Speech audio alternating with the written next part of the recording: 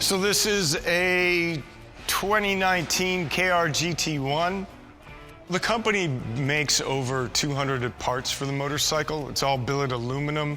We manufacture those parts, but we also work with some high-end other companies, third parties. So we have an Öhlins high-end front suspension, South African company called BST for carbon wheels.